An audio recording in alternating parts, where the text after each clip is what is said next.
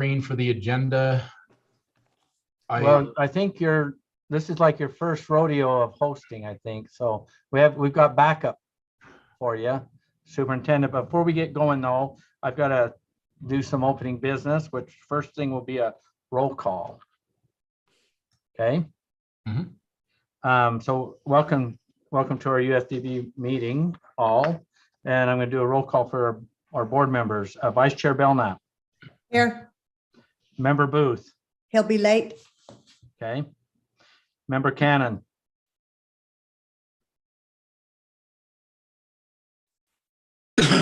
I see her here. Yeah. Member Klein. Here. Vice Chair Davis, I think She's going to be in and out, Chair. in and out. Member Earl. I'm not seeing her logged in yet. Member Hanson. Yes, hello. Morning or good afternoon. Member Hart. Here. Member Hutchings. I'm here. Member Hymas. Here. Member Lear. She's logging in right now. Yeah. Okay. Member Moss. Here. Member Norton. Yes. Member Straight. Yes. Okay, welcome. We do have a quorum. I've got the statement I've got to read. As authorized by Utah Code 52-4, this meeting is being held electronically without an anchor location for safety reasons due to the construction at the location where the public body would normally meet. Okay, we got through that. First item on here, and Superintendent Coleman, you're sharing screen. I'm not able to. It looks like my screen sharing is disabled. Okay. So while we're I working, believe you're a co-host. Let's just double check.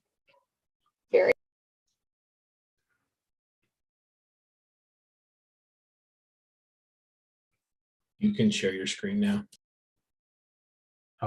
Thank you very much.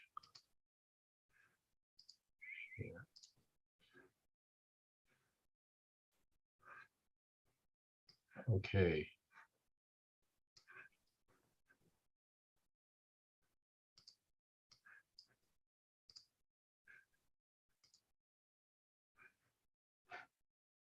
Is that what we wanted, was for me to just have the agenda up there and I can click on each item? yes, Okay. I'm gonna get my participants up. So, Coleman, are you able to make that screen larger by chance? It's opened all the way. Maybe after he pulls up his item, then he could enlarge it. Try Control Plus. Okay, well, the first item while we're getting into this is public comment. We don't have anyone signed up, but Superintendent Coleman, you're going to cover a piece of this on the public comment side. Yeah, part of the public comment period today fulfills a requirement that we allow the public to comment on two of the items that you will be approving as a board. One of them, and they're both related to the student fee schedule. One of them is the actual fee schedule. The other is the policy for student fees. So it's the fees itself and the policy. Yeah, we've received no comments via email. We've sent notice out to all of our parents and the public, and we've received no policy comments either. A lot of that, I think, has to do with this really doesn't represent any change. It's more of a compliance matter that we open this to the public before the board approves it. Policy, procedure, and compliance. So with that being said, we don't have any public comment. Let's move to our next item, which is the student fee schedule. Superintendent Coleman, and this is an actionable item. Thank you. I hope you can see this. Can you see that on your screens? Yes. There you go. This is the student fee schedule that you'll be adopting today by motion. And these fees, there are really only three fees. The fourth item in that table is the maximum annual fee limit for any student. Each year, we don't anticipate anyone actually meeting that limit. We set it high enough so that they shouldn't, but Only the sports fee, the driver's education fee, which is required by law, or we wouldn't charge it at all, and the study abroad fee. Okay. This isn't really it's unlike some of the LEAs that have multiple fees and quite a bit of work on it. But again, this is a policy and procedure and compliance item. Is there any questions from the board, or is there a motion from the board? Member Earl? Your hand is raised. Yes, sorry. I don't know why my video's not coming on. So apologize for that. You're fine. I did have a question. It has to do with the maximum amount. And then just, I guess I had wondered, is it because maybe people or students actually play more than one sport, or do you know what I mean? I'm just wondering why the maximum amount was set at 1,000. Not that we want to go more than that, but I just was wondering what that could possibly add up to equal 1,000 for our students. We set that pretty low compared to most schools, just to minimize the out-of-pocket expense for any family. It is required in the law that we have a maximum fee. So we thought by setting it there, Okay. that would prevent them from having any undue hardships. And by the way, Okay, all I these fees just- are subject to fee waiver as well. I see. Okay, thank you. Member Norton? And I think you just answered my question. These are all fee waivable if the student or the family meets the requirements. Is that correct? Yes, and all of that information with links is provided right underneath the fee schedule itself too. This was also vetted very thoroughly back and forth with staff at USBE after they did a fee audit for us. Member Hanson? You're muted. There we go. Sorry, I clicked Yep, too many times. Had it go off and on. I just had a question about the overall philosophy for fees at USDB, because this schedule does look very different from the ones that we see from other LEAs. I understand that all the fees would be waivable with application, but we've chosen not to charge, it looks like, a lot of fees that would show up on other schools' fee schedules. Can you just talk to us, Joel, for a minute about the philosophy there? Yes, that's a really great question. Thank you. Our philosophy is to actually, if we could get away with it, we would actually charge no fees at all, which was the case with the driver ed fee. But we have enrichment funds that are more than able to offset almost all student fees that would otherwise be charged at other schools. And so we just thought there was no reason to pass those on to parents if not necessary. So aside from driver's ed, which is a legal requirement, the sports fee requires them to do that because what we found is in the past when they don't actually pay a fee, we have kids that come in and out, and we've actually had to pay more in fees to UHSAA for forfeiting or dropping out of a sport completely mid-season. And so when the families pay this fee, they are engaged and they're committed, and that way the rest of the team doesn't suffer when a couple of students drop out, because we usually don't have very many additional students. We barely make the thresholds for sports as it is. The study abroad fee, of course, is because we put thousands of dollars into that for students, and this allows us to book a trip and pay for the upfront airfare, and then this fee is actually returned to the student when they leave on the trip, so that they have that money and it's part of their learning experience to go exchange money and to learn how to purchase things and to provide for their own needs while they're on the trip. So that comes back to the families. You have a follow-up? I appreciate that. So my understanding is that USDB's general philosophy is not to have any additional expenses for the families of these kids. We're charging just the bare minimum that we think is necessary to lock kids in and encourage commitment and abide by the law. Is that right, Joel? Yes, you stated it even better than I did. as little as possible, just the bare minimum. Thank you. Okay. Vice Chair Belknap, Yes, I'd like to make a motion, Chair, okay, that we approve USDB's fee schedule. Second. we have a motion second. The motion for the board is that the board approve USDB student fee schedule. Discussion to the motion. Did you want to speak to the motion? No, thank you. Discussion to the motion. I'm not seeing any hands raised. We'll vote on this. The motion before the board is that the board approve the USDB student fee schedule. Board members at this time, please vote.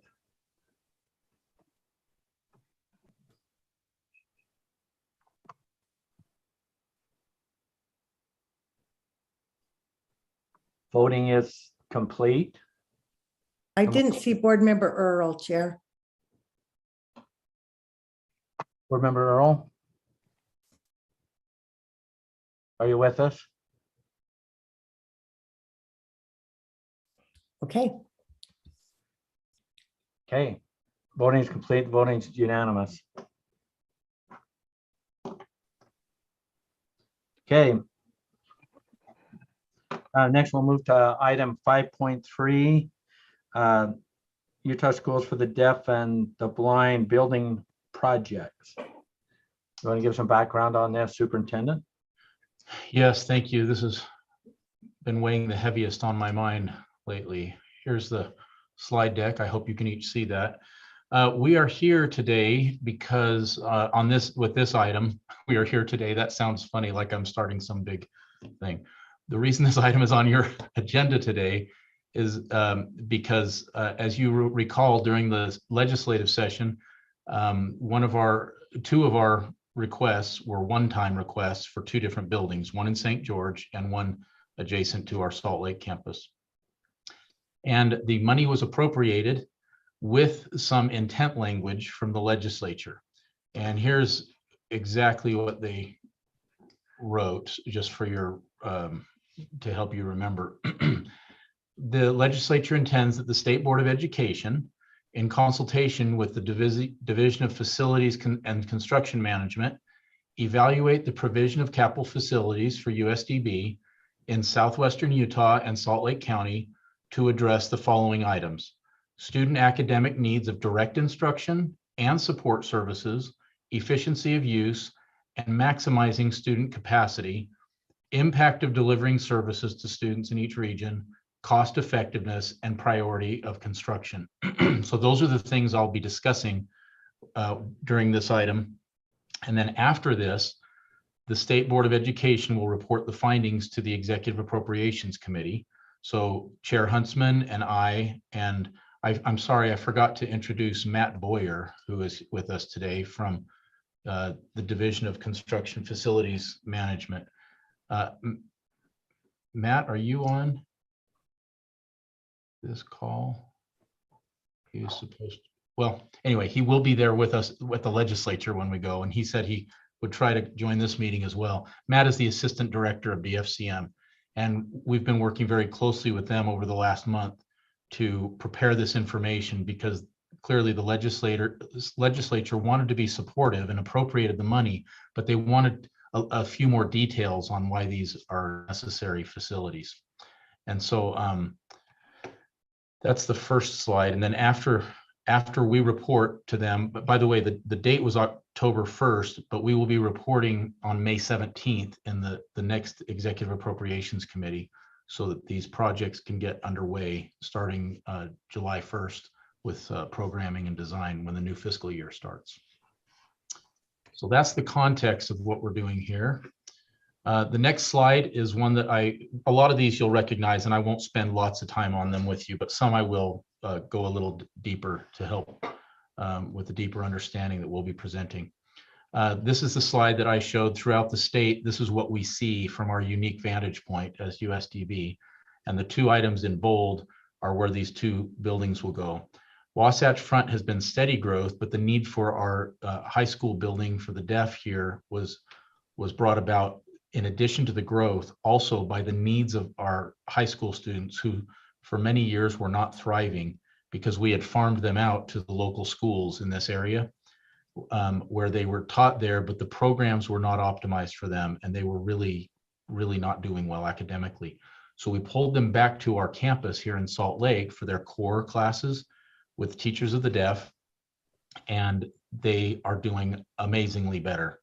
We still actually transport them to the local high school or middle school here for the secondary kids for specialized classes like auto shop or other things with an interpreter. But for their core academic learning, they are doing much better being here in an environment where everyone can communicate with them directly. So they kind of have the best of both worlds now. Problem is, this campus was not built for the high school kids, the secondary kids. And so that's why we're looking at the building here. And if you also recall, last year, the legislature appropriated money for us to purchase an adjacent property, which we did this year. The second one, of course, is in Washington County, St. George, and we'll go through the needs there. The buildings are needed for two different reasons, two different regions, but I think we'll get into the details and help you understand that. This timeline was developed for an overview of what has happened since the state board appointed me as the superintendent 9 years ago. This has been what we've done to improve and remedy the challenges we've had to facilities all around the state, including our existing facilities. And this was just meant to show down the two of the last three items are these two properties. The others have all been upgraded or improved or constructed, and they really are serving our needs well. So we've been grateful for the support we've received over the years from the legislature. During the course of the legislative session, here's a sample of some of the questions we received when we brought this to them. One of them was, why is the per cost student so high to build USDB facilities? We will address that in a minute when I get to the slides that came from DFCM. They inserted data right into this presentation straight from them, because if you remember, the legislative intent language asked us to, state board, to collaborate with DFCM to determine all of those factors. Second question, how many students will be in each new building? And we've submitted those numbers, and we have them for you too today to discuss as we get into this a little more. Part of the challenge with that question is students in the building is one way to measure things, but with Division I schools, which are small rural schools normally, and with USDB, with students who have disabilities, you might still need a classroom even if you don't have a lot of students in a grade level. So where the high school where my own children go to school, they have like 35 students in a classroom. Well, we might only have 35 students in 4 or 5 grade levels, but obviously you can't have them all in one room that way. And so we balance that information with what the students' actual needs are, because they need a classroom, whether they have a big class or a small class. Another bullet point or a question that we were asked during the session is, why don't districts contribute to USDB? And as you know, we've had a lot of discussions recently with the 3% rule, and districts actually do pay for USDB if they're above the 3% rule for USDB services. But when kids come here to our buildings, the setup long before my time has been that USDB pays for its own teachers and classrooms and facilities. The next bullet point I'm hearing a lot more lately. Shouldn't USDB students be educated with their disabled peers in their neighborhood schools? And people who know a little bit about IDEA and special education law, the state laws as well, understand that there's a concept called the least restrictive environment. And that is where generally you've seen a move for students who will benefit this way to being included with their non-disabled peers. However, an individualized education program, an IEP, actually requires it to be individualized. And for all students, that's not the same. So on our campuses, for example, you'll notice a pattern here. Most of the kids on our campuses are deaf students using both LSL and ASL. Very few of the kids on our campuses are the blind students, except for in preschool years. Once they become school age, most of them are with their non-disabled peers. Deaf students are the same if they're using LSL, but if they use ASL, the opposite is true. It's a much more restrictive environment to send them with their peers who can hear, because they can't communicate and they're deeply isolated and they experience tremendous trauma and social emotional challenges that way. When they come to a campus where their teachers, their advisors, their counselors, and all of their peers can sign and communicate with them, they don't even experience that at their home over 90% of the time. And so it's just a much better environment for them. And so that's a little bit of the answer to why shouldn't all of our students be with their regular peers in their regular schools? Not necessarily. It depends on the child. Next question. Do the local school district superintendents and special ed directors support these building requests? Yes, they do. And of course, between Washington County and Salt Lake County, where we have many school districts in each, I've had discussions with all of them this week in anticipation of our meeting and then our coming up meeting with the Executive Appropriations Committee. I reached out to them again and said, is it okay if I represent you, that you're supportive of what we're doing here? And every single one of them that responded said absolutely 100%. And one of the best parts of my job is being able to interact with my superintendent colleagues and help them see how we are a support to them and how we fit in, and we can help them meet these kids with what we call low incidence disabilities that they may or may not be able to serve. Next item, question we hear is this concept of double dipping. Are districts double dipping when they get outreach services from USDB? That is sort of a misconception. They really don't. When a student's in their district and we send a teacher to them, we only send them here and there whenever the IEP asks for it. They're still providing all the other services, the classroom, teachers, other specialists, lunch, transportation, all that stuff. And so outreach students are mostly funded by their local districts, and we just come in a little bit here and there with related services. Why does USDB lose space in some district classrooms?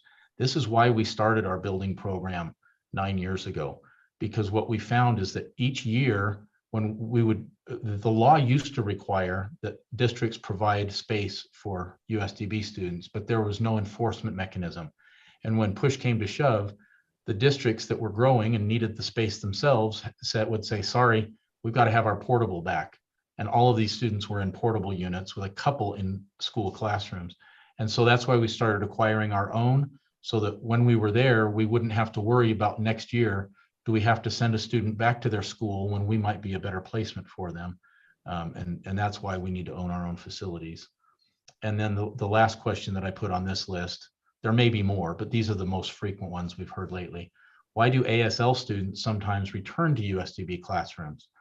And that's because quite often their parents will place them back in their local district, which is their choice, but the student doesn't thrive and they want that language-rich environment. And so like I described before with sign language, they come back and if for that child that works best, it's great. It's not the same for all of them.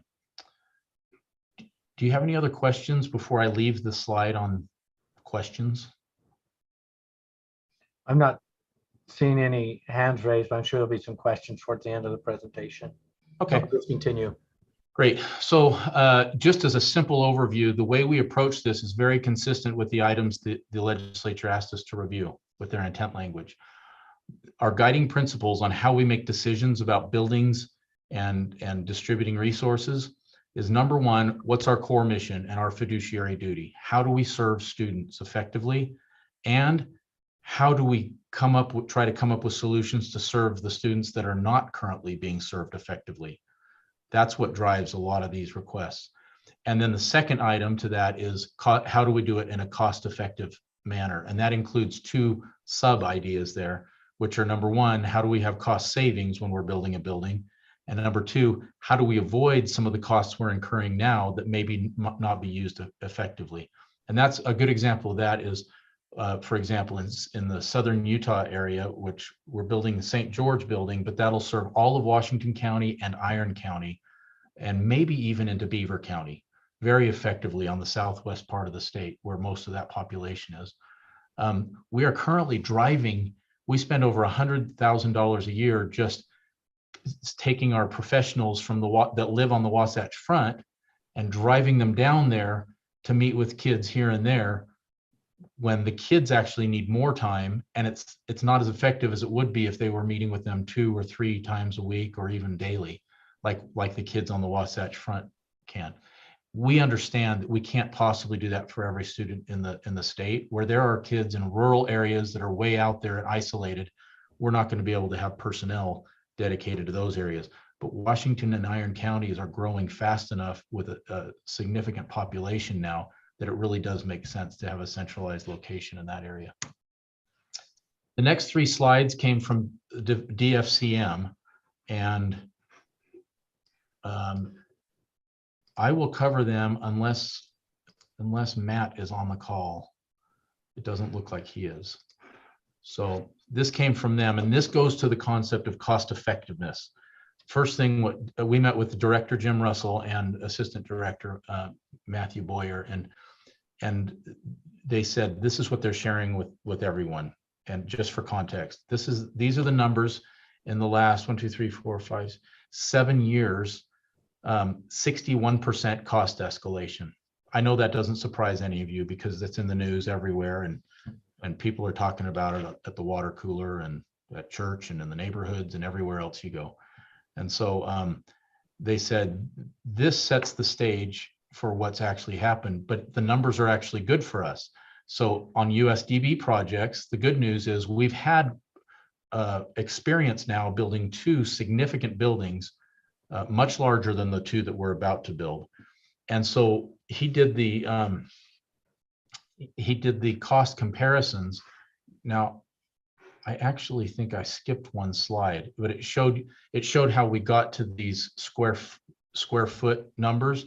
These are equivalent numbers in today's numbers. They were not. So for example, on the left are 2 completed buildings, the Openshaw Center and the Springville School, were not 458 and 555 in raw numbers in 2015 and 2019. But in today's adjusted for inflation numbers, which is what DFCM is using with the legislature, so it's apples to apples, they said that would be the equivalent today of 458 and 555. And I got the numbers wrong on the right side over here. Where it says new buildings, Salt Lake and St. George School, those should both say 475. And down at the bottom, that I'll repair that before we go to the legislature, of course, I'll fix that slide. But on the bottom, you can see the line of the Openshaw building on the left, which was the least expensive building we built, and the Springville building on the right. And the average would be around 506. The 2 new projects that we're bringing in now, they are being priced by DFCM at 475. So we're all actually less than the average of what we build our other buildings for in numbers adjusted for today's inflation. And the reason is because part of it, well, let me go to this next. I'm going to skip there. Our architects actually made something for us called a complexity list as they scoured the country for architecture and for what's needed to teach deaf and blind students. The left column here is all the specialty things you would not normally put in a building, but you do for deaf education. And on the right, same for the blind. And then, and we won't go through every one of these, but you can see it's a very extensive list. And we generated this originally under Governor Herbert's administration when they asked, what is the difference in these buildings? And then there's another slide here with just for the clinical resources that we're required to provide that most schools are not. And for the life skills underneath that, those are the things that were added to that. And this next slide is what our architects use at a presentation they gave in Las Vegas, because they have become the experts, the go-to people in the country. In fact, they just bidded on a big $300 million project in Indiana because of what they have done here, and people have realized these are effective. Having said all of this, and you'll notice a lot of these things are the things that were on the other 2 slides there. We're not even putting all these things into the building. One nice thing about our experience is that we have we've decided what things were nice but not necessary, and we're just including things that are necessary now. So that's one way we were able to keep the cost down to the square footage that's less than the average of what we built previously. I now have a set of slides for each We have a, project. hang on one sec, will you? Yes. And it might be on one of your previous slides here. Remember straight, hand is raised. Yes, thank you. I took a tour of, I've been on both the Ogden campus and the Salt Lake campus and taken tours, and some of the design features, amazing. Lots of detail to create the best environment for these students. So I've seen it firsthand. If you haven't seen it, go visit. Okay, Thank you. thank you. Continue on, Superintendent. Okay, the remaining slides are in two groups. The first, we'll just talk about the Salt Lake project in particular, and then we'll move to the St. George project so that you can have any of your questions answered there. Salt Lake High School. This is a map of our current campus is outlined in red. You can see at the top is the large building, the Openshaw Center we just built. To the right side, it looks like parking lot. It's dark, but that's actually the rooftop of the older school that's in front, the JMS building. And then the part that's highlighted in yellow is the site that we purchased last year with money that the legislature gave us so that we could build this building. Zooming in there, you can see there's currently a little house and a garage behind it. The nice thing about this property is it's shielded from the rest of the neighborhood. With the exception of the tiny house right across the street from it, the other houses will have very, very little impact on them. And so we are hopeful that that'll be good for the neighbors. Currently, I'm just going to show you a series of pictures. As you can see here, I just walked into one of our classes. It's not just classroom space that we need, but it is office and clinical space. We have about 6 of our classrooms at the JMS school that are divided up like you see this one here. You see in the back of the room, there are these dividers that are set up. That's because on the other side of the dividers, the classroom closet there and the space between the closet and the dividers is used for a therapy room. We have occupational, clinical therapists, speech therapists, of course, a lot of speech therapists with our deaf school. And so these classrooms are all L-shaped now because we've carved out office space. That's one of the main purposes in addition to classrooms for the Salt Lake campus. Here's another classroom with a similar setup, and you can see how that just impacts the class. This is on the other side of the dividers where they use the closet here for therapy work with the kids, and then the office space is right out here. We've also taken the old gym in the JMS building and renovated it this way and built this wall that you can see with the basketball hoop on it with storage behind it. Even though we still need this as a gym, this week we're getting a divider delivered here so we can divide this room in half, and behind the pads in the middle at each end we have a TV. So the classroom furniture is set up it's stored in those closets, and then we can pull it out and set it up for classes and use this for temporary classrooms, and then put it away when the kids need to come in and have PE time. Oops, wrong direction. We've also, for our high school kids, we're using these little conference rooms instead of classrooms. These conference rooms are intended for parents when they come in for IEP meetings or for small staff meetings, but we're using them as learning space for the kids because now that we have those high school kids on our campus, they don't have learning space. And we've gotten kind of creative too. This open area here, this is a high school class that we have. This area was built as itinerant space for our outreach teachers.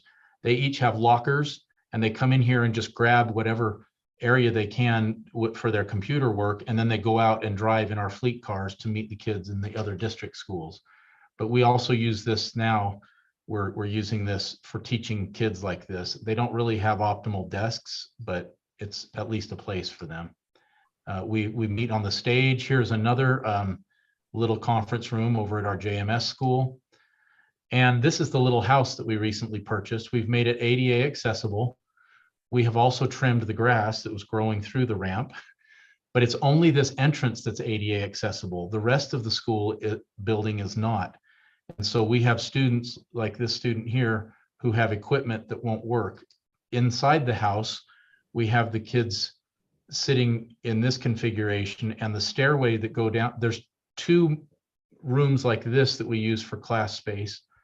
And then downstairs, there's a very low ceiling and a skinny stairway. That's part of it that's not ADA accessible. And so, but we still plan to just use this for at least a couple extra classrooms until we can get the new building built. So we brought our own furniture in, and this is kind of how they learn. It's not like having a classroom, but it's, I guess, better than nothing. This is the slide that we brought to the legislature that they approved, and it has kind of a breakdown. We're hoping the Salt Lake High School building will have 8 to 9 classrooms and 8 offices, bathrooms, some group spaces, just something so high school kids have their own school and they're not tucked into the, you know, the corners of the elementary school anymore. And then I made a list for the legislature as part of this slide deck for key items to consider. And that is the things that I already explained to you pretty much there. So let's see, do you have any questions on the Salt Lake High School building? It will mostly serve deaf students. We don't need any more capacity for the blind school at this time in Salt Lake County.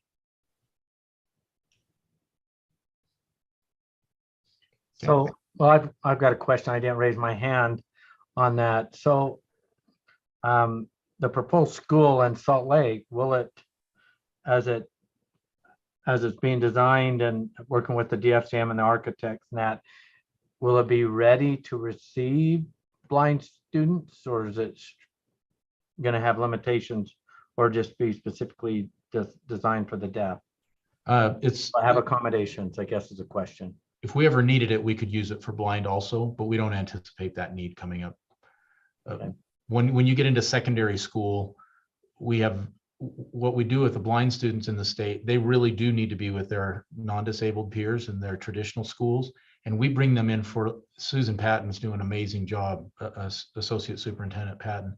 She's bringing them in for academies. They're starting to do things where we bring them in short time and then take them back, and we really collaborate closely with the schools that way. And most of those will be going to our Ogden campus, and we'll be transporting them there for that. So we don't see the need here in Salt Lake County for more blind space. Thank you. Please continue. Okay, the St. George building, very different, but from what we just discussed. But here's an aerial view of the land. Has been actually, the land has been given to us by Washington School District. They're not just supportive, they're super supportive. And you can see that it's right in the middle of a complex of several schools that they already have. At the bottom part of the picture is the Desert Hills High School campus. Right next to that is, in box number 2, is the Desert Hills Middle School. And above that, across the intersection at the very top, box number 3 is Bloomington Hills Elementary School, which is the site where we're going to be located. Beneath that, they have the Bloomington Hills Preschool. They have their own district preschool there, which is a small building. And then that whole corner lot that's in yellow, number 5, is the land that they've given us to build a USDB facility there. And this is just an ideal location for that reason, and because it's very well located for the whole population of the county as well. A little bit closer here, you can see the land on the side where we are near the elementary and preschool. And this is what the land looks like from there. Board member Norton met me and Carl Empey there, and we walked around a lot and looked at it. And this is the building right next door, the preschool. We anticipate building a building similar to this. One of the things Washington County does to save money is they build these schools out of tilt-up concrete, and it's very good in the hot weather that they have. And it's also very cost effective. They claim to save 20 to 25% over traditional school buildings throughout the rest of the state. And This is a picture of the elementary school. You can see how it's built the same way, but they can add some relief. It's not just a concrete slab. So I think it'll look good and also be very cost effective. They have given us a classroom inside that elementary school building we've been using this year. And when the portable is finished, which will be in June, we'll be out of there, and because they really needed that space too. It's growing so fast.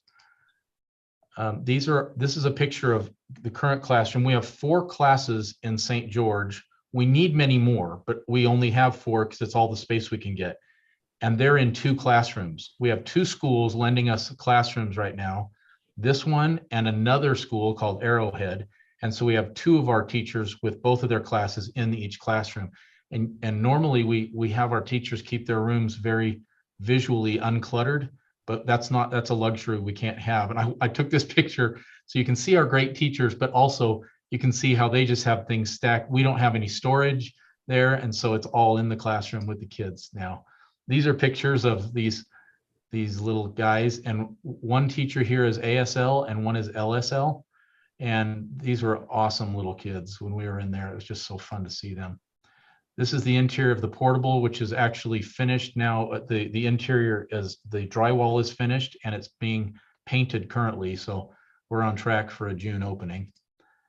And this is the slide that we used for the legislature to show them the numbers. This will be a little bit bigger. It'll be 10 to 12 classrooms instead of 8 to 9 like our Salt Lake building. But this will be much more than just a deaf high school. In fact, our high school kids in this area, our middle and high school, will come for core classes, but then go back to, they will interact with the high school adjacent and their new tech high school. They have special space for us there too. So this is really going to be the whole headquarters for our Salt Lake or our Southern Utah operations, which include our PIP advisors who are currently, and our outreach teachers who are all working out of their cars. They don't have any USDB facility down there like we do in Salt Lake and Ogden and Springville. So instead of working out of their cars full time, they'll have office space. We will have preschool classrooms. We will have elementary classrooms. And then we have part-time secondary classrooms where the kids come to our classes and the high schools, which is the model we use in Salt Lake that's been very effective. And so, let's see. Oh, well, I skipped it and I'm not able to go back. Okay.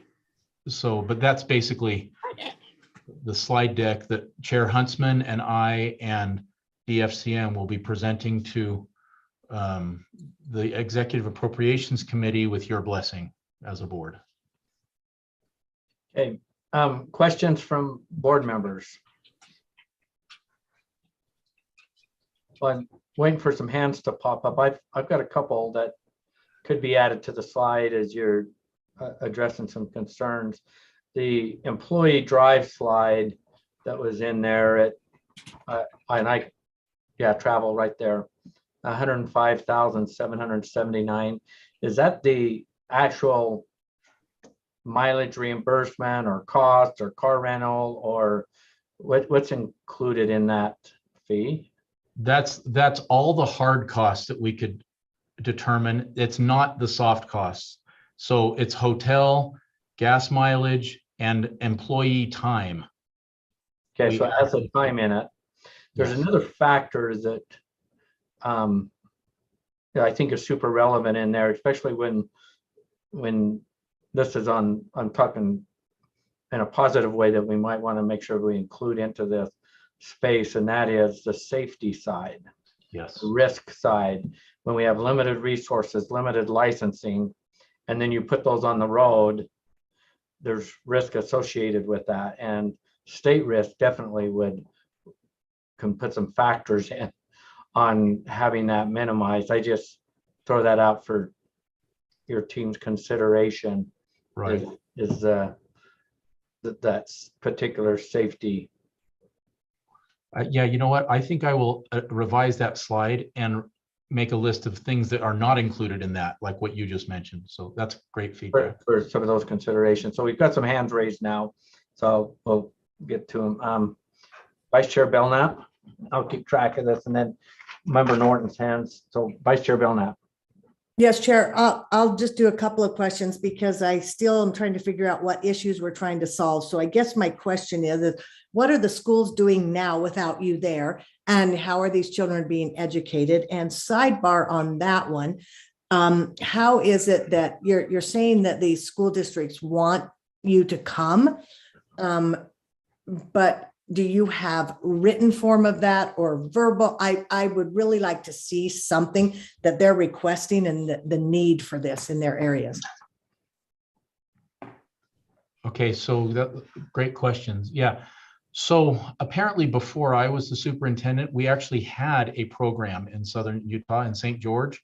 And due to budget cuts that happened in 2008, 2009 in that area, we had reduction in forces at USDB, and one of the first thing that went was Washington County, and USDB told them at the time, you're on your own. And so ever since that time, they've encouraged us to bring a program back. But now when we've done as good as we can with itinerant help and so forth, but the population has gotten to a point where there are not only the students that need to be served, but we have professionals that would like to live there and that already live there, that have moved in from out of state or moved down there from up north. And so it's really sustainable now, and it meets the model to serve these kids the best, balancing that. And so when you talk about Board Member Belknap, when you said you would like to see some like documentation, we have written plans with each school district, MOUs and contracts where we talk about who we're serving and what we're going to provide to them, so that we have the roles very clearly delineated. Is that kind of what you're looking for? Chair, you okay? Yeah, follow up. Okay, I guess just tracking back on that, you're saying you have these MOUs. Is this an MOU for a building, or is this an MOU to serve these kids and these children? And the other question I have is, what are they doing now? Why is it that we're thinking USDB has to be there, or these kids are not going to be educated? Oh, yeah. What we're doing now is not serving them as effectively as all the other students in the state. Superintendent Tanner, you were raising your hand. Did you? Yeah, I did. So, Tanner. Superintendent Tanner. I just wanted to add to what was being said. So what we're doing now is that's why they gave us rooms. They were so desperate. They knew these children needed more intensive instruction and they needed more support. So they're like, we have a room in this building. We've gotten one in this building. And they were so gracious to give us that, because they were seeing the need too and couldn't make it. And it was bothering and troubling them. And so that's why we're scrunched, because it was all they could give us. And then the other thing we do to support them is we provide itinerant services. So we go out and go see, and it can be a distance to travel, as you can see, but they go out and provide itinerant services to the kids, because we can't put all the kids in these rooms. We've started with the younger grades, and as they grow older, it builds. But we knew we couldn't just all of a sudden get a footprint immediately with all the grade levels. So we said the younger grades, they're squashed down into those 2 rooms. We're doing what we can there, and then we're serving the rest of them itinerantly. So let me just rephrase the question. I believe Vice Chair Belknap's question was, with these districts where these would be being built, are they behind the request to the state to build the buildings? I think that's what Vice Chair Belknap was asking. Yeah, they are very much in writing or encouragement. Oh, yes. In fact, Superintendent Bergeson and Superintendent Hatch in Iron County both volunteered and said, let me know if you'd like me to write, or I will be there. They've both, and I'm going to take them up on it and say, we would be happy to come up to the legislature on the day that they review it. And so we can raise our hands when you say you've got our support here. So they're very, very engaged in supportive in this. Yes. And they'll Chair, follow up. Just continuation. And what about the special ed director? So your comment, Joel, is that there are people here now who make it viable to run programs. So wouldn't it also be viable for a district to run their own programs, since they have people who now live here and they could run their own programs? Oh, yes, 100%. It is. And they're running very good special education programs. But the whole reason USDB exists is because when these are what are called low incidence disabilities, it is very difficult to have the service levels that they need when they don't have it. And so having a statewide agency like this helps all those professionals be kind of like the best in the world, where each district can't necessarily find those people on their own. So it's a little bit of both. And so when we left, they did hire their own people, and mostly they developed parents of blind children or deaf children in Washington County, for example, that would go out and do their best. And then we would come in with professional development and try to help them as much as we could. But now it's at the point where, you know, the timing is right and a little bit past due, because we still have students who they're trying their best with their with their special ed department teachers. But there are enough kids now to come together into classes as they get older. So for example, when the kids leave these classrooms that I showed you, they go back to their classes with regular peers, even though they really should be at least 2 more years, if not more, with a USDB class until at least 1st or 2nd grade, a lot of them. I think, Okay, Michelle, I'm gonna defer now, Chair. I may come back. okay, I think Michelle Tanner wanted to weigh in. I just want to let you know, Holly, who is the special education director down at St. George, has been integral in these discussions. And so she was the one that reaches out to me most often, asking for some more help and support for the students. The one thing that's also happens when you're a teacher of the deaf or a teacher of the blind, visually impaired, and you're looking for a position, you don't think about the one child that's in Duchesne or Kanab or what the needs are across the state. They look to our schools. They look for a deaf and a blind school to seek employment. The beauty of that is if the enrollment diminishes in one area and increases in another, we can move them. Well, when they were looking to hire people in Washington, they had a real difficult time trying to recruit for those positions. What they did is they were able to find one teacher of the deaf that they had for many times. So when we assumed some of helping them with their caseloads, they had this poor teacher of the deaf on my side had over 150 students that she was trying to figure out how to serve. And they just couldn't get anybody else to do it. Whereas we have the capacity and we also have the expertise to provide the support to that teacher for ongoing professional development, for access to training that can help improve the skills. So we were able to support in that regard. So the beauty of having the model that we do is that we can go in and support as needed and move things around. And it's just really hard for a district to even recruit for those types of roles. And thank you. Member Norton. Yes, I would like to talk about the growth and how you're planning for that. First of all, I'd like to know, what would your current student population be like in both locations, and then what kind of data have the areas provided for you to show, what's coming up into these into your programs. I know with the early education, they've got a lot of information on data on what the kindergarten numbers should look like, and likewise what the elementary population is looking like, to give you hard and fast numbers for what your high school populations are going to look like. So great question. In Salt Lake, we anticipate natural growth from here on out. We already have the students, we just don't have space for them and our professionals. So it's classroom and office space for existing students already.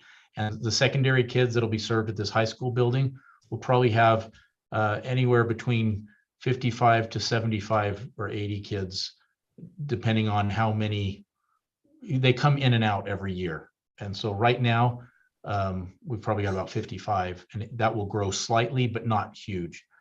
The St. George area, we have over 150 students that we serve. I say St. George, but really it's all of southwestern Utah that will be served from that center in St. George. Those are itinerant and classroom kids. Right now, so with that many, you can tell that right now with 2 borrowed classrooms, and actually when our portable's done in June, we'll actually have 4 classrooms that will appropriately house the 4 teachers that we currently have, but we probably need about 3 times that much to effectively serve that and give the flexibility to the families for the kids to come into the campus or for us to serve them in an itinerant way. And then if Superintendent Tanner has additional information from that, do you think that was a? I think that's great. The only thing I would add is that typically, just so when to effectively teach our student populations, that's usually about 5 in a classroom. I know that seems small for most people, but that is difficult when you have different communication needs or different disabilities, significant disabilities in the classroom. So in any deaf or hard of hearing or blind visually impaired classroom, you'll see not just our state, but across the nation, those are a lot smaller classes. They're usually 5 to 10 in a classroom. You go past 10 and that's too much, way too much. You usually do not see a class that goes beyond 10 unless it's a very homogeneous group of high school students. And that's usually about it. So when you talk about classrooms, we're talking smaller numbers, just to keep that in mind, because that's what's been found to be effective in the research. Do you have a follow-up, Member Norton? Do not, thank you. Okay. I'm not seeing any other hands. Well, yep. Well, let me throw my question out there. Another thing that popped into my brain, and I just better put it out on the table here, is I believe that you said that the land was donated by the St. George property was donated by the school district. And Yes. I guess this is more for the DFCM because they're the ones that the state actually, it's their building. It's a state building, it's not USBE's building. It's not Washington School District building, but I think there's some weird hoops or some challenges that comes from land that is purchased by a school district and then going back to a government entity. I'm sure somebody's jumping through those hoops. Yes. On that through the DFCM. My other question, and then we'll go to Vice Chair Belknap, is with the DFCM, and I looked at the one chart on those increases in costs per square foot. I am not seeing that in my professional business in the vertical world of building builds, where 21 to 22, I think it showed 10% on there. I'm seeing a 2 and a 0 or a 2 and a 5 in there, and that's one of my biggest concerns, major concerns as a board. And if the board moves this forward, and that is who's on the hook once you start this commitment. Is there a process or a program within the state to see that these projects get built, or do they get scaled back? I mean, that's right now I'm seeing government entities really questioning whether they build or not with these inflated construction costs. And then the other part of it, is there even a contractor? And I'm sure these are questions more for the DFCM, and I wasn't in your meeting earlier that was addressed, is can you find a contractor to build? And the other piece is these inflation industry escalation history numbers, how legit, especially that last one is with inflation, war for talent, and construction costs taken off. Can you speak to that concern? I can. Those are some of the things we discussed, and Jim Russell, who's the director of DFCM, said, yeah, we're facing this all over. The estimates we got did include a calculation for inflation, which is part of the reason that the buildings are costing what they are, even though they're not super big buildings. So these are going to be 3-year projects. It takes 1 year just for planning and design. So at that point, it will be, and then it takes 2 years for construction of each of these buildings, the way the state builds them. And so after this first year, if they see that something's out of whack, they could adjust that in the next legislative session, but they think they have captured it as well as possible. And I said, well, that's why we're telling you what the kids need and what the programs need in these 2 areas. We're trusting you and the architect who did the programming work. We did an RFP and had an architect work with them so that we had two sets of very, very well-established eyeballs on this. The other factor that helps with this, Chairman, is that even these estimates, they were like 12 and a half. I don't have it there, but they were like 12 million and 15 million. So that's 27 million, but the appropriation is actually for $30 million. So there's even additional wiggle room in the appropriation above what DFCM has estimated. Okay, thank you. I hopefully didn't lose our Vice Chair Belknap. Are you still with us?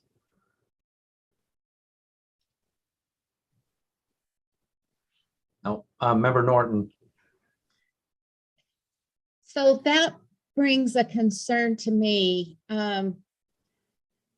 in building special buildings. And when you're talking like 150 students in southwestern Utah and the growth in northern Utah, that's, basically it sounds like we're already out of room and we haven't even started. Why are we not just adapting the district schools to add in some extra special ed rooms that will meet these needs in these, at least in these two areas? It seems like it would be closer to the families and, more integrated into those schools. So that I'm just worried that we're building a centralized building in an area that's growing quickly, that's going to be, will be out of space and before that building is finished. Okay, before Superintendent Scott Jones' hands raised, did you want to weigh in on before the Superintendent Coleman speak? So Deputy Superintendent Scott Jones. No, sir. If we could get the board members' questions taken care of first, I just have some additional guidance from the legislature, the LFAs, on particulars related to the EAC presentation. Okay, Superintendent Coleman. And just one more, let me just add on to that question, just one tiny bit. Okay. Especially when, we're wanting to get these students in their local schools as much as possible anyway. Okay, now I'll be quiet. Yes, thank you. Good question there. So the reason we can't just have these districts build an additional special ed room, well, there's several reasons. Number one, the districts already do provide what they can there, but this is for needs that are not one district specific. So for example, we have had, that was the model for a long time, and the legislature changed the law to say the districts are not required to do that anymore, because what always happened is there's no mechanism to force them to do it. Number one, they're independent government entities of their own. Number two, they serve, these facilities serve many districts. So whenever you have classrooms that are owned by a district, and these are very few classrooms, right? I mean, whenever you have one, the district, and as the districts grow, they say, sorry, that's our property. Push comes to shove, we need that back. And then we end up adjusting kids' IEPs to send them back when they're the ones that actually needed to be centrally located in a special program, if that makes sense there. And another thing that's comforting with this a little bit is that our growth rate does not have to match the growth rate of the surrounding community, because we are a small drop in the bucket, and the kids come in and out of our programs sometimes. So what we have now in both buildings is we already have the increased need there. We need to build for the capacity of that, and it's not growing. It hasn't been instant growth. It's been over a long time. And now that we have a critical mass of something in each place, it makes sense to house them. And we are building a couple extra classrooms in each building for future growth, but USDB will not experience the exponential growth of the communities.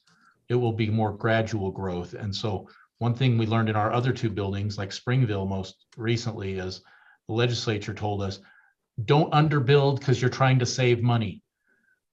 Build what you're going to need for the next 10 to 20 years at least. And that's what went into the calculation with this architect and DFCM also. And so I don't think we're going to run the risk of saying we build this and now all of a sudden we need more. Although in Springville, we did leave land at the end of each building so we could add 4 more classrooms one day if we need it. And the growth pattern that we projected has proven to be accurate. Each year, those classes move up into the next one, and some kids go back to their schools, others come into our schools, but the plan is working so far, and we're using all of the things we learned with those buildings to build these in a very cost-effective way, but also to handle the actual need that's there and not get into the business of the things that the districts could provide on their own. Thank you. Superintendent Jones? Thanks, sir. Hey, Superintendent Coleman, the board mentioned, about letters of support from the superintendents, and having them testify is great. That's good. But if we could get those written letters. Then you mentioned the code, and I think this is going to be important too. So, and I think it's relevant to the discussion right now is, so you said the code was repealed. Are you saying that, so the way it reads now in 53E-8-410, it says school districts to provide space for programs. A school district with students who reside within the school district's boundaries and are served by the Utah Schools for the Deaf and the Blind shall make a good faith effort to provide the Utah Schools for the Deaf and the Blind with space required for programs offered by the Utah Schools for the Deaf and the Blind. Sir, is that the code you're saying was repealed? Yes, it is. Previously, it was a requirement that they were required to do that, and there was no enforcement mechanism.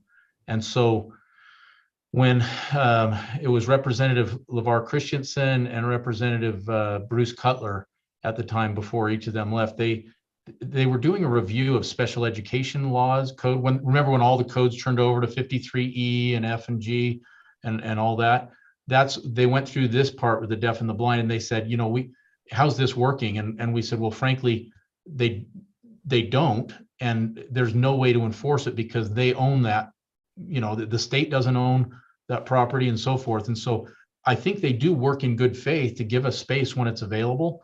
It's just that where we have the greatest need, there's never space available. And so either the law needs to have some enforcement mechanism, or we need to make this a more realistic description of what the actual practice is. And they chose at that time to put the language there about you should make a good faith effort to do this, but you're not required to anymore. Yes, sir. Okay. So they're not required to show that they made a good faith effort to provide you space there. No, it's kind of intent language. And that was the decision, and based on discussions with the districts and the legislature together at that time. Okay. And sir, for the board, and then potentially depending on the board's direction for their benefit, how many students in Washington County School District does the USDB serve today? Michelle Tanner maybe would be able to answer that better than I would. Well, for the deaf school, I don't know about the blind. Yeah, for the deaf school, we have about 20 kids in the preschool through K. Of course, they're growing up. And then we also help serve with the itinerant classrooms, which, as I said, was divided about, there's still around 150 that are out in the itinerant that could potentially, if we had a building, we would have considered that as an option to have a self-contained class, but we just didn't because they're older. So we serve them itinerantly. So about 20 right now in the self-contained classrooms, in the preschool classrooms and the kindergarten. And for the blind, we generally see a ratio much less than the deaf across the state. And so we will be prepared with those exact numbers before we go to the EAC. Yeah. And then sir, Chair, if I may follow on to that, just for preparation and making sure that the board is informed for the decision on, the way ahead for EAC. So, sir, does Washington County School District meet the 3% threshold, or, the requirement? They are above the 3%. They're above the 3%, right? So do you contract with them, sir? Yes, we do. Okay. And so, but not in these classrooms. Right. Classrooms that they've given us become USDB classrooms. So there's no contract. Those students are on USDB IEPs and so forth. We contract with them for all of the itinerant services we do for the 150 or so kids in the region that are not in the classrooms. The 150 kids that are Washington County School District kids. Yes, we also yes, but we do not contract with Iron County. We do MOUs with them because they're below the 3% threshold.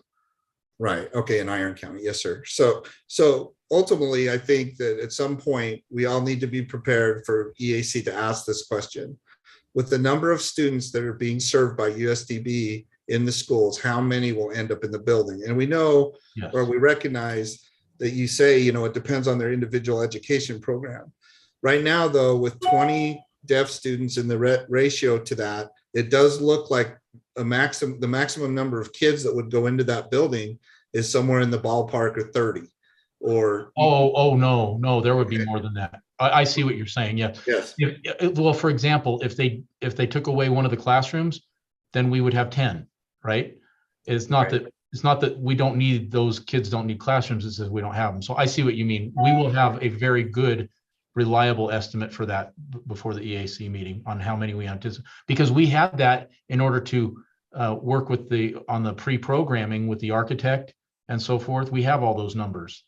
Okay, great, Yeah. sir. Lastly, too, inevitably, and not just for USDB, but there's always the question, and I think this is relevant for this action or process today, is are you going to make additional requests for FTEs if the building is built? If so, how many? And then what are the impacts to your transportation contract? Are you going to transport kids into the building or to from? And will that mean additional funding is required for FTEs or logistics, right? Transportation, feeding, things like that. You're probably not ready to answer that here, but the answers to both will be yes. And also we do need the numbers for that for sure. Right. So you will be, if the building is approved, it gets thing, then you will be requesting additional FTEs. Will you be requesting additional funding for transportation? Yes. Well, yes. Can I address that? Is that all right? Yeah, Michelle, go ahead. I was just going to mention right now we have to set up different routes to do different locations. It would save us money once they're all in one location, because we have to drive. We can't have them all come in. They all start school around the same time. So there has to be different routes. So even if a child who's older, we put the older kids in one classroom and then the preschool kids in another. So what happens is, even though they could have used the same route, we couldn't, because they all are coming at the same time to two different separate, and they're not next to each other at all. So there would be some cost savings in that regard, in that we're in one location instead of having to transport to two different locations.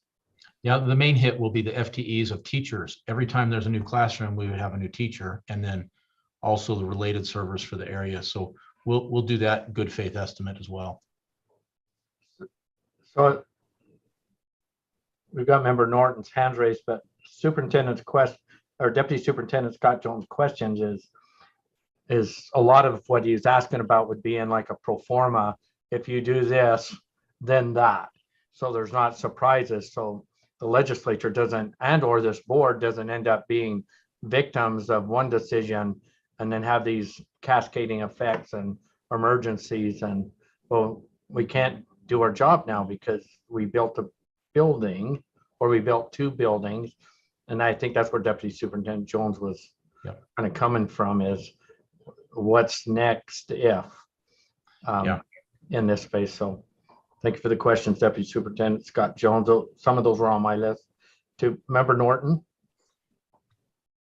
Yes, I guess I'm still concerned with the numbers. I would like to know, even if we have to just go with one of these districts, there are 20, I'd like to know hard and fast numbers for at least right now. For pre-K, we have 20 students in Washington County, and for 1 through 5 or 1 through 6, we have this many. And then, secondary, how many do we have? Because when we talk about did you say the itinerant students? I don't know if those are coming or going, or we don't know, or do we need a building for them, or sometimes we need a building. So I'm not really comfortable with the number of students that we are building a building for now, I guess is my question. So, and you probably don't have that right now, but I think before this, I think that's going to be a top question for bringing this forward and getting the final stamp of approval. What are the numbers and not just maybes? Yes. Does that make sense? Yes, Okay. I concur. I think that's consistent with what Superintendent Jones was saying too. We concur that you're right on. Well, where I'm seeing some of the questions but I'm just speculating where this is going to go. When is our executive approach without, It's I on don't May, want to lose my split screen and it's on May 17th.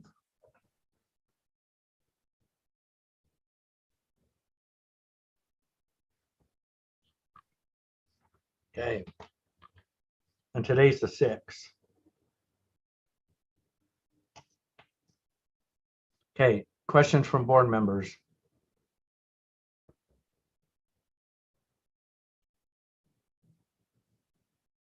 Member Norton, your hand's still raised. Did you have additional questions?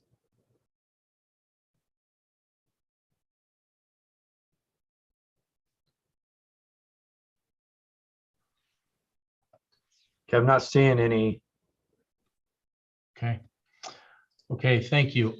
Sincerely, thank you. As you can tell, a lot of work has gone into, we weren't asked to do this kind of work on the previous buildings. And so we've spent a lot of time on this, and this discussion with board members like like board member Norton's questions and Superintendent Jones, this is very helpful to get all these details right before we go to EAC. And so we really deeply appreciate your feedback on that. Thank you. Thank you. Well, I'm not headed to EAC unless there's a motion that's coming from this body, because that's part of the process here. Yeah. That was stipulated in here. Is there anyone that wants to make a motion on this? Member Booth. I have been listening in on the telephone to all of the questions, all of the discussion, and having been on a couple other boards where we have done a lot with DCFS and where we have built large buildings and the thorough nature of their preparation, I concur with you, Chair Huntsman, and with everybody that has brought up questions that we've got to continue to answer the questions and be well prepared, because the competition is unlike any other time in the history of the state of Utah for these dollars. And if we're going to get them, we better very well, really have established the need. I'm confident that the need is there. And so we've just got to do a little bit more homework to make sure that we present that need in a way that, okay, this is kind of where we are, and hopefully we'll have this many, and it's just got to be very clear, very precise. And I would move that we approve the next step of moving this project to the Executive Appropriations Committee, and that we direct staff and Superintendent Coleman to finish the presentation, filling in the blanks and providing the facts and the information that will really ensure that we can sail this right through with full support. I will second that. So who's running the screen to write it down? Because I perceived a motion that if a motion came from here, that it would state that the board approved the USDB's request for construction of both the Salt Lake and St. George building, and to move forward to the Executive Appropriations Committees on May 17th for their consideration and approval. And I would So add in moved. there, that we'd modify the slides to address the questions and the concerns that the board had today. I think is what would be maybe your motion. So discussion to the motion, member Hanson. Yeah, after hearing the discussion today and the questions that have been raised, I'm really hesitant to have this go forward to Edapropes without us seeing what a finished product presentation looks like. I agree. I think there'll be a lot of questions and I'm not satisfied they'll all be answered satisfactorily. What's the next opportunity? I mean, we had an October 1st date in the presentation slide that's shown up above us. If we hold this back and review this again as the board for USDB before it goes to Edapropes, what's the effect of that? Well, you have a couple options. If it doesn't move forward, well, Deputy Superintendent Scott Jones, your hand's raised. I'll let you answer the question and I'll fill in if you left something out. Deputy Superintendent Scott Jones.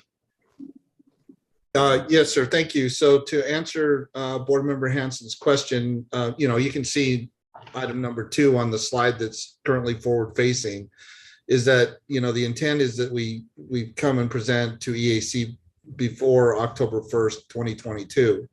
My understanding was, and Superintendent Coleman can correct me if I'm wrong, there is a sense of urgency behind this, which is why we were pursuing this in front of the board here today, so that if the board directed, we could present, at the May 17th EAC. And finally, the next opportunity would be their September meeting. So the EAC meets in May and they meet in September. So if the board does, have more questions and wants to see a product, then the next opportunity wouldn't be until September. So, well, unless we, before the 17th, call a special board meeting for USDB with these questions answered on, better addressed than what we had today, with better assurances on those answers. I mean, that's still an opportunity. So so to get clarity, is the board looking for just that specific estimate of students that will be in St. George in the building once it's built in 3 years and moving forward? So my note taking, which I'm not the recorder, but as I was inventorying loose ends here, there was a couple things. One was occupancy, how many and what is going to happen in that place, and that's somewhere found in the programming through the architect, through that architect thing. But that expectation, that's one question. The other question was support. What kind of actual support, whether it was in writing or not? That was a question that was asked from those districts that are right there in that region. The other question that was asked on here is additional legislative asks on staffing or the transportation. Those questions, once these facilities were built, those were the 3 that I inventoried just in my random note taking of questions asked without defined specificity in the answer. Hey, I said that word. I usually can't say that word since COVID. Maybe I'm cured, but those were the 3, unless Superintendent Jones or staff, did you catch other questions? Those were the 3 major ones that I had on there to better support the pro forma. and Chair Huntsman, Scott, if you may. Yes, Deputy Just real Superintendent. quickly, you might have cut out, well, you did cut out, so I might have missed it. But So let me turn my video off. It's critical that in addition to what Chair Huntsman named there, and if I missed it, I apologize, the support, the written letters and support from Iron County and Washington County School District, saying that they need these buildings for the kids. So, you know, that it's there. You know, to your point, Superintendent Coleman, you know, when you did answer the question, you know, you were asked, does the superintendents and special education directors from both districts support these buildings? You said yes. Letters in the backups would be great. Then also, you know, to your point, sir, Superintendent Coleman, you said that they would come and testify. I didn't catch if Chair Huntsman had that on his list or not. I think he might have, but. Yeah, I did. I turned my Okay. video off because Okay. my internet, I don't know what's happening here. I think it was on my end, sir, not Yeah. yours. If I can follow up, Chair. Yes. Yeah, I think that what I heard as well and what I would expect is the pro forma that included all of the support plan. So staff, all of that. And then also an analysis of the next best alternatives. So what other possibilities are there and why are those not? And we heard some discussion of that today. I mean, the classroom space wouldn't be guaranteed is what I heard, that if it was allocated, that it might go away if growth occurred in the districts and they might not dedicate that. But I think that that's an important alternative as well, because once we do build a brick and mortar building, we lose flexibility, which might be there if we're in district space to either grow or shrink. But anyway, those are the things that I heard. The timing as far as how all this goes forward, I'm not in a good position to, you know, say how important it is that we get before May 15th, but a little frustrated, I guess, to have this come before us on the 6th. And then, you know, that on the 17th, we want to have it in front of the Ed Approps Committee without having a chance to really have this back and forth. Well, maybe I can speak to that for a second, if that's all right, Chairman. Yes, please. So a couple of things. Number one, we're already doing the next best option, which is we're not serving kids appropriately. And we're supposed to be here to help the districts who really struggle to do that with deaf and blind children. That's why USDB was set up. So the next best alternative is currently happening. We've got teachers that just teach out of their cars and homes, and the itinerant teachers, they don't have, if the districts were to just employ those teachers, then they don't have the ability to give them professional development. So we kind of band-aid this along. And also the next best alternative is that most importantly, a lot of these kids are not in classrooms with their peers, and they are struggling. Every year that's delayed is like a lifetime for a child. You know how long a school year can be. And when you can't communicate and interact with your peers and you're isolated, then it might be the next best alternative, but it's not a best alternative at all.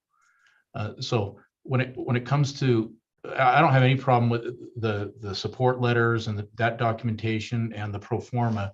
We already produced something like that. I just probably should have had it in this slideshow. But this is not a last minute thing. We've been working on this for over a year, and we did a lot of professional work and development with people that know better than us how to figure out the numbers and buildings and so forth. So I apologize if we gave you that impression that this is just something that we didn't think through, but getting the presentations right, and that's why we wanted the interaction of the board. Also, as the board, your fiduciary responsibility is to the whole system, but when it comes to USDB, your fiduciary duty is to the students, the deaf and blind students at USDB. And if there's something we've done that makes you think that somehow we're not going to be ready for the legislature, no, we'll totally be ready for this. The timeline is with the 3-year build out. The 2 other buildings that we've built with DFCM, we never got in on time. And so we had people moving in during January to Springville most recently, and they tried their best. And so if we push this out to September, October release of the funds, then we've lost almost 6 months of a 3-year project where we could have been doing the RFPs for planning and design, architecture, and lining things up so that the funds could be released July 1st. And so unless you have a significant concern that we've misrepresented things, understanding that we need to provide more of this information that you've helped us detail.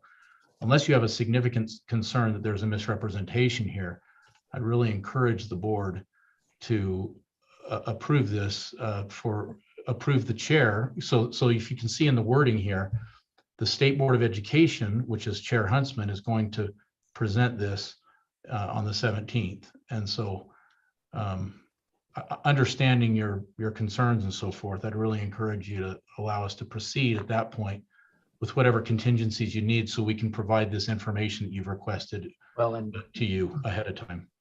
And Superintendent Coleman, I have an awesome board here, and when they vote to say yes to something, they like to turn over a lot of rocks. They want all of that justification and that in place, and they support their votes in different ways. And so that's why the questions, I believe that's why the questions are being asked, and especially in more of that pro forma type world,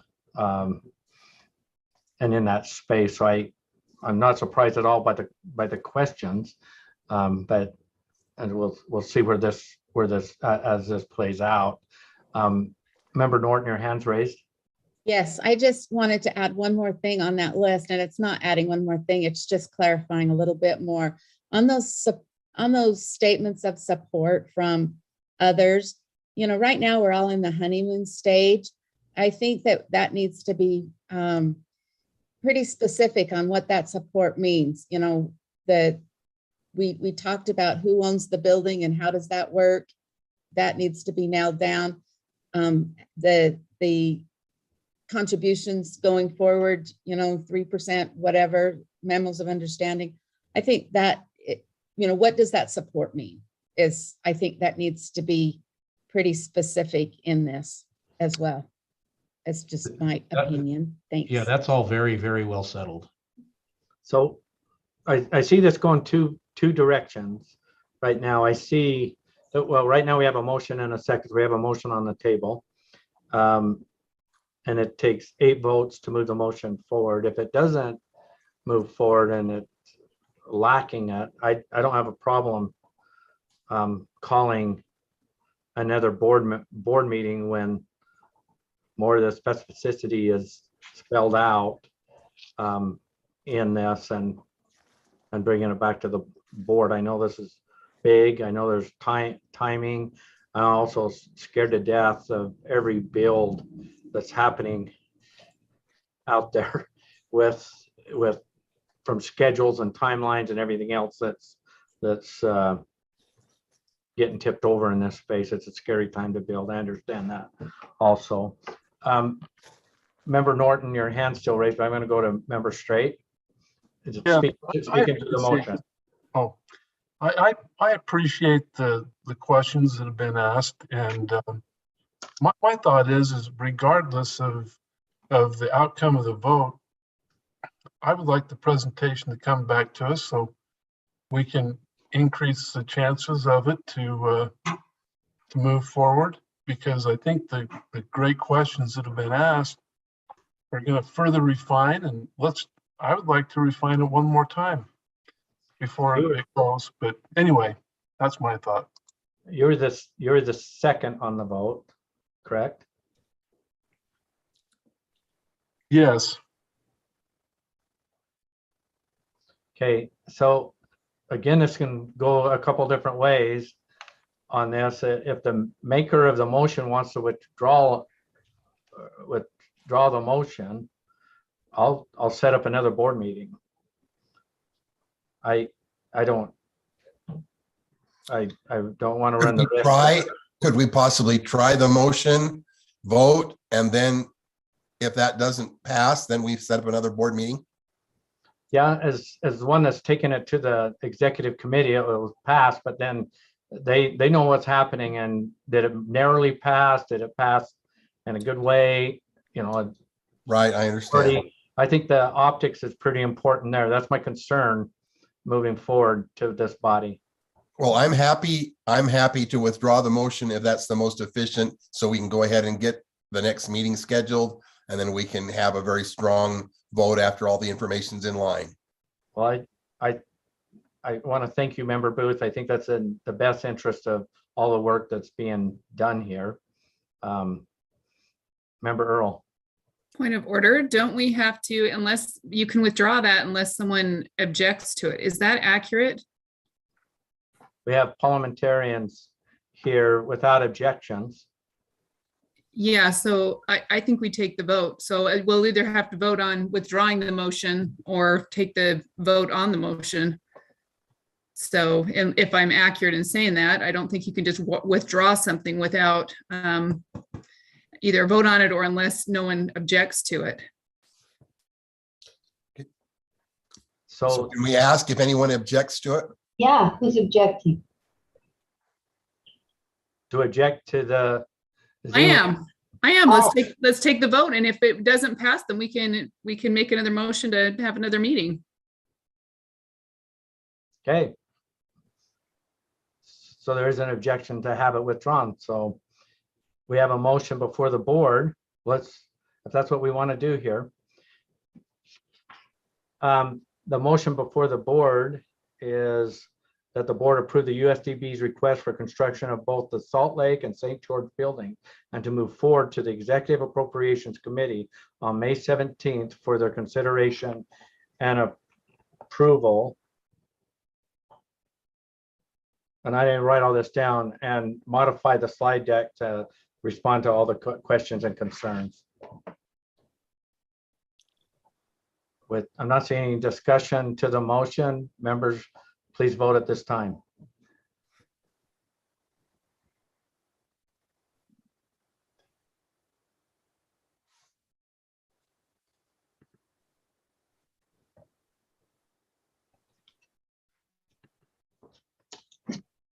I need clarification. We are voting to send it forward. Yes. Okay, so keep your.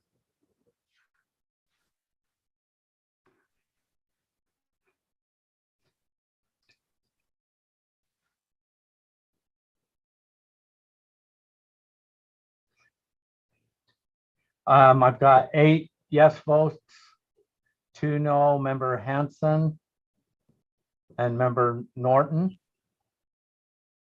Is that what you've got? I see 9 yes votes just on my screen, so you might want to call there it we out. go. Yep, I see 9. I see Molly down. I gotta slide it down. Thank you. Okay, the motion passes. So we'll still modify this slide deck, and we will get it before the board before the presentation. Great. Thank you. Thank you Okay. for your helpful input too. It's great.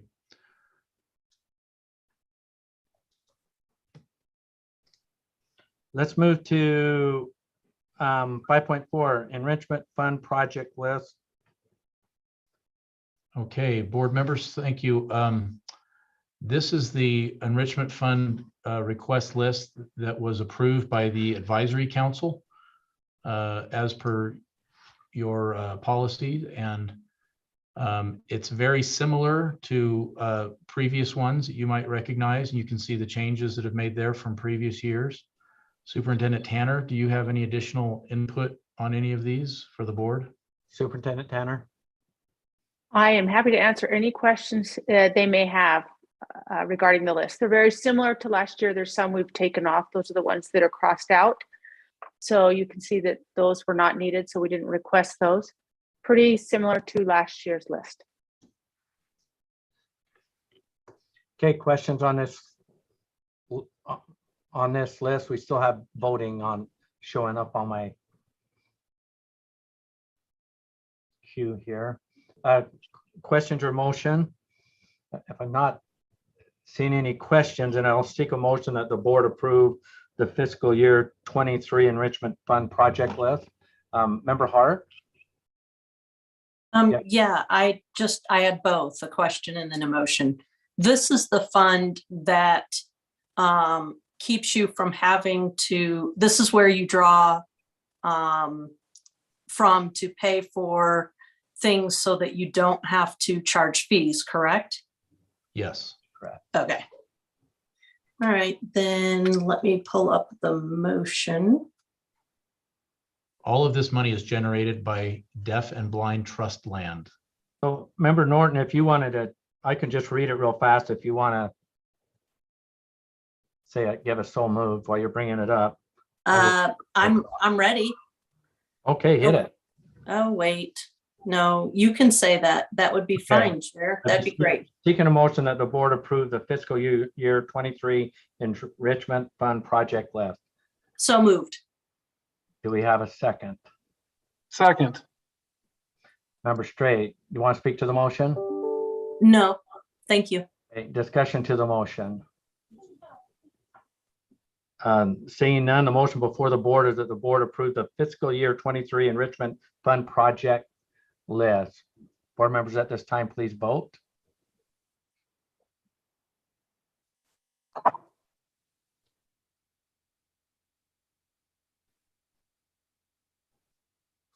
The voting is complete and it passes unanimously.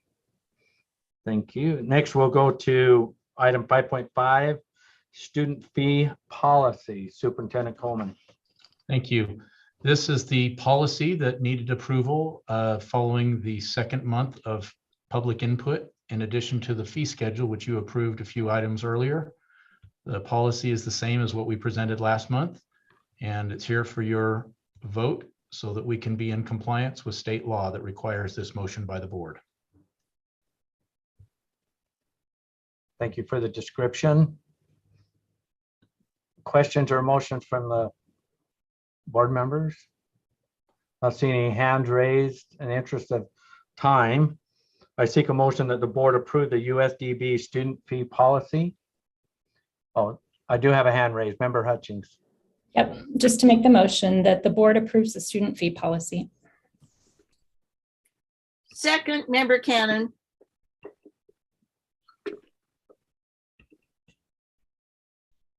Okay, we have a motion and a second. You want to speak to the motion? Member Hutchings? It's a good policy. Please vote for it. Okay. Any discussion? Seeing none, the motion before the board is that the board approve the USDB student fee policy. Board members at this time, please vote.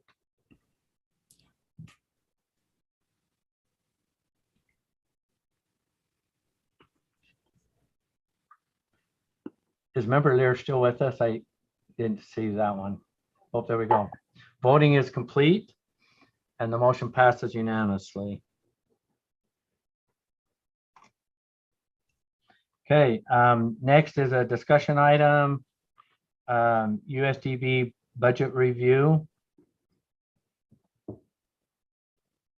Thank you. We have a special guest with us today because Finance Director, actually we have two special guests. I'll introduce the first one now and one later. Director Carl Empey is on a very awesome vacation with his family, which is well needed. And so we have Vicki Summers with us, who is the finance manager that works for Mr. Empey. And so Vicki, I will allow you to explain this to the board if you don't mind. Thank you. Thank you very much. And good afternoon, Mr. Chair and Madam Vice Chairs and board members. The financial reports that I'm going to present today for USDB are for the 9 months that ended on March 31st of 2022. There is a different slide that goes with the financial report. Would you like, Superintendent Coleman, would you like me to share my screen? Sure. If I'm allowed? Yeah. Okay.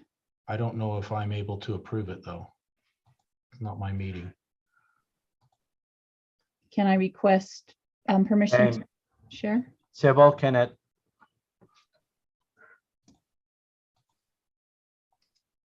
Chair, what was the question? Trying to share a screen.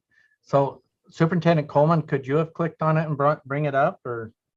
I only have the agenda, so. Oh, okay. There are share rights for everybody. Okay, you should be able to do it now, Vicki. Thank you. All right.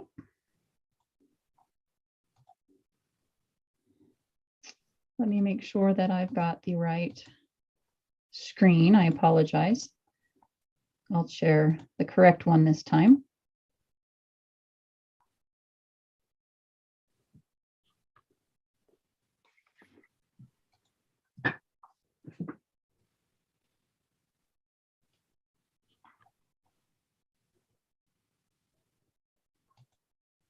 All right, thank you, everyone. Thank you for your patience. I knew I had it hidden somewhere.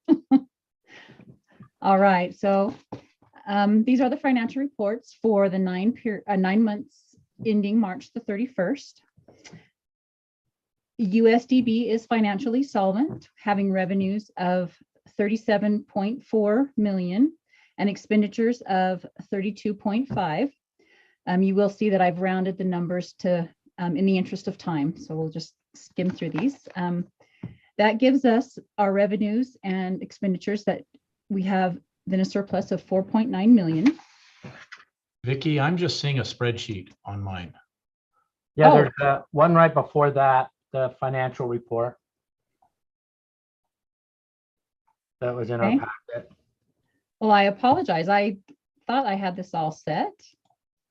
Which a lot of accountants prefer to look at this kind of spreadsheet than a dashboard summary report that is kinder to my eyes, but Well, you know, it's so normal for me to see that all day long that I didn't even notice any difference.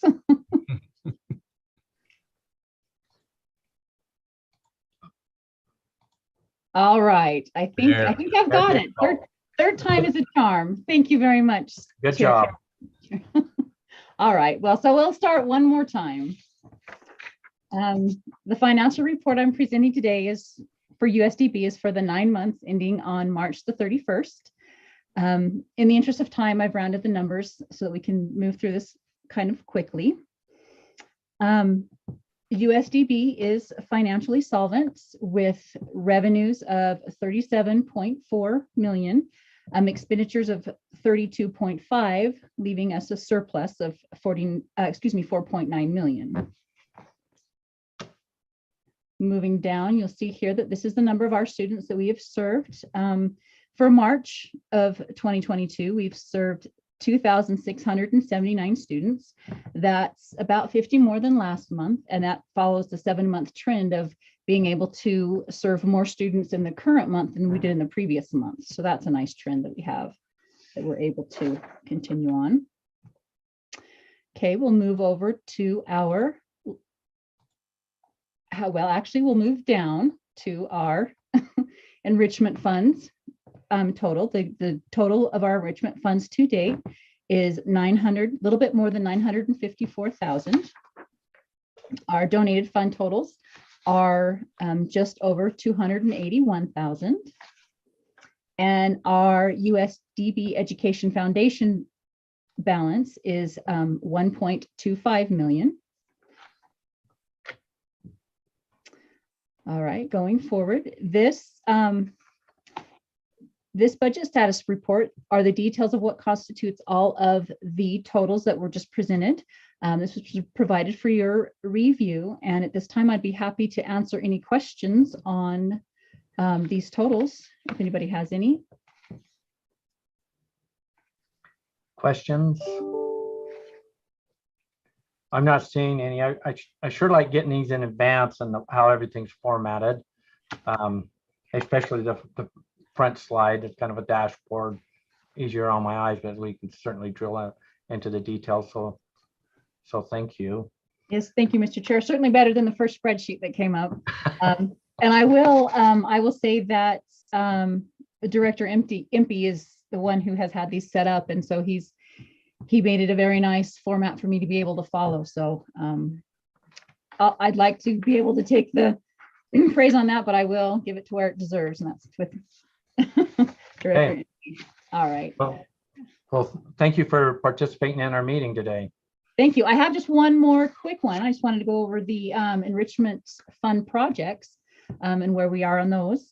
In May of last year, the advisory council approved us 1.526 million for the enrichment fund projects for this year, and so that we can, provide wonderful and opportunities for our students that they wouldn't normally otherwise be able to have. Of that, we've had actual expenditures of 856,000. And then we do have that 200,000 that's encumbered for our audiology van, which I hear is going to be delivered to us soon. It's been a long process getting that to us, but super excited that that's getting close. So we do have that encumbered. And that leaves us for the remainder of the year, the 469,000 that we can then spend for our students. And that now concludes the financial report that I had for you today. Okay. Any questions?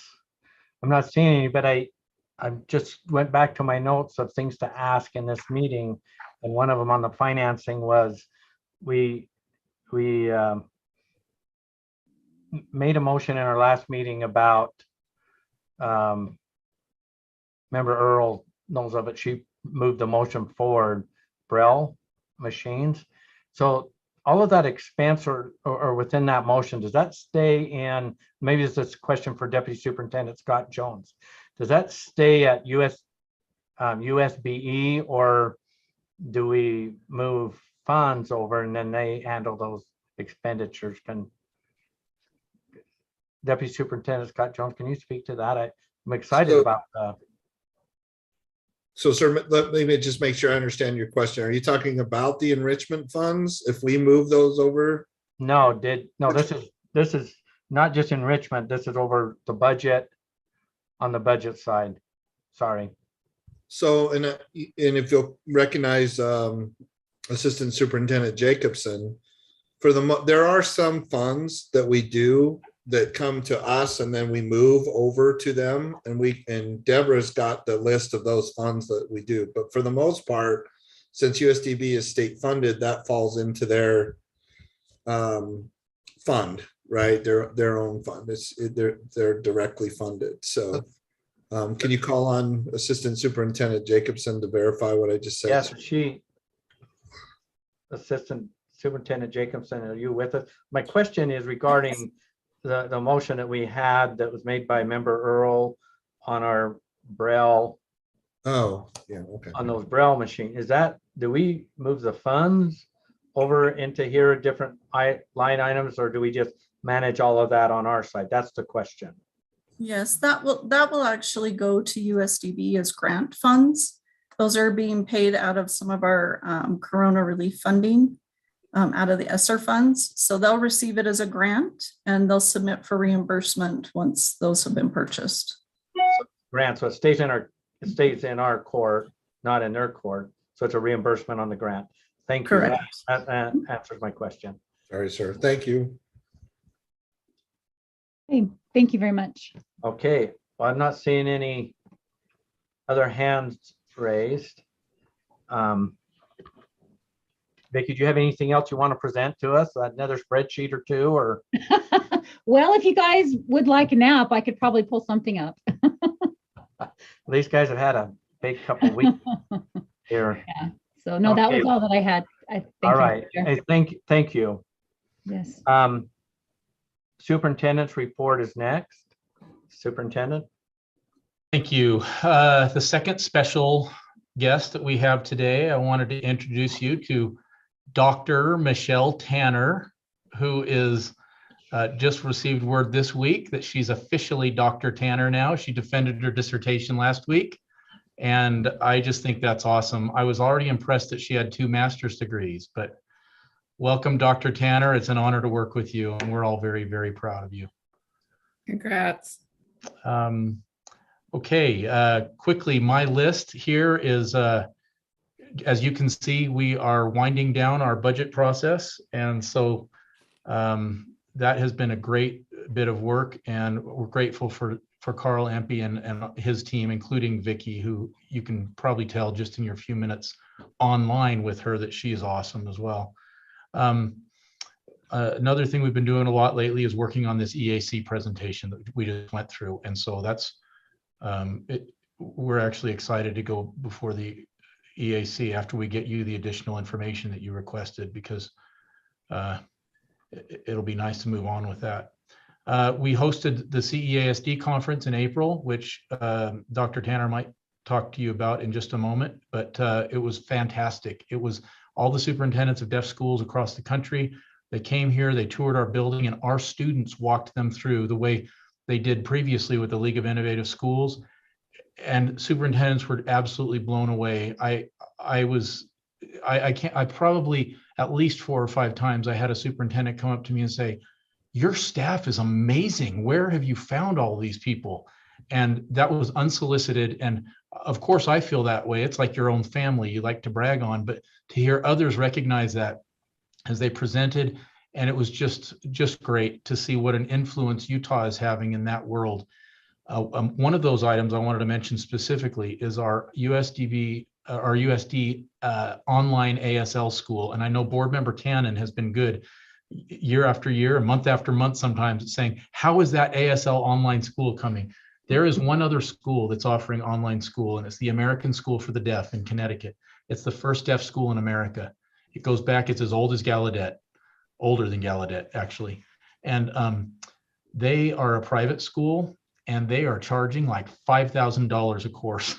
And they came to us asking us, well, how are you doing this? How are you doing that? And we are collaborating. Now we're pulling in other deaf schools from around the Intermountain West.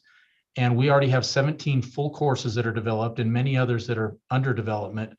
And on our website, we were recently approved to become part of the Utah SOEP program, the online education program. So any students in Utah can now benefit from our classes that are not only for kids using ASL, they're also captioned for kids that are just hard of hearing, or any regular ed student could take our classes too. And we're producing these classes with special ed codes as well. So it's really an accessible piece. And the staff members, the USBE staff members in that division has been very supportive and excited and welcoming to us as we finally have a product that's kind of ready for prime time now, and anyone in the state can access it. And so I knew you would like that, Board Member Ken, and that's really exciting for us. The next thing that we had to report on, facilities, you heard St. George will be done in June. Mill Creek is all done, just waiting for the fire marshal to sign off on the fire alarm, and they'll be able to use that building now that school's almost over. We've been training on Lake Powell for the 70-48 race. We have one more training that we will do before heading up there in June. That'll be on Willard Bay, I think. And we've recently had our prom, and we have graduation events coming up. You should have received those via email if you're interested in attending. 8-on-8 football is progressing nicely. I heard Board Member Straight report on his experience yesterday to you, and he's been a tremendous help and strength to us. I'm glad that he was able to interview these coaches. We actually had great applicants, and we found a head coach that's fabulous. And so we're just working on getting him onboarded now, and we've ordered some very expensive equipment, and we're off and running. So a lot of excitement in the community for 8-on-8 football. The school for the blind is currently, you might have noticed Superintendent Patton is missing. She's in London right now. They left on Tuesday, and they'll be there for about 10 days with the blind students, and they're having a fantastic experience already using all those things. As much as I love deaf students, I'm always really excited to hear what the blind students experience internationally. From that one time in Sydney, Australia, where they put them on a street corner and said, get back to the hotel all the way across town, you got 3 hours. And they did it, and they felt more empowered than they had ever been in their lives. So I'm excited to hear about the kids coming back from London, what they have to report. We would have had a report for you from the deaf kids today, except they came to our advisory council this past week and interacted with them, and it was fabulous to hear from them. We would have had them with you, but online isn't quite the same experience, and so there will be more to follow. And I'm probably stealing the thunder from Dr. Tanner, but anyway, that's all I have, unless Michelle, if you would like to, as part of the superintendent's report, add a few details on anything from USD. Superintendent. I think you did an excellent job. Those are the topics I was going to cover, and I think you nailed them. Okay. Board members, that's all we have for you as part of our report then. Okay. Questions? Board members? Member Lear. I just wanted to report that, I mean, it's interesting and wonderful to hear these sort of abstract reports from Superintendent Coleman and now Dr. Tanner. But I had an experience about a week ago where a young woman in my neighborhood, who I work with pretty closely, is part of your team for and I forget the exact name of it, but the rowing team, and it has just given her such a huge sense of confidence, and her family just can't believe how it's improved her. She has some problems, sometimes some mental health problems, but she is just blossomed with this experience. So it's so wonderful to hear about it personally, and it makes all the difference in the world. I just wanted to pass that on. Thank you.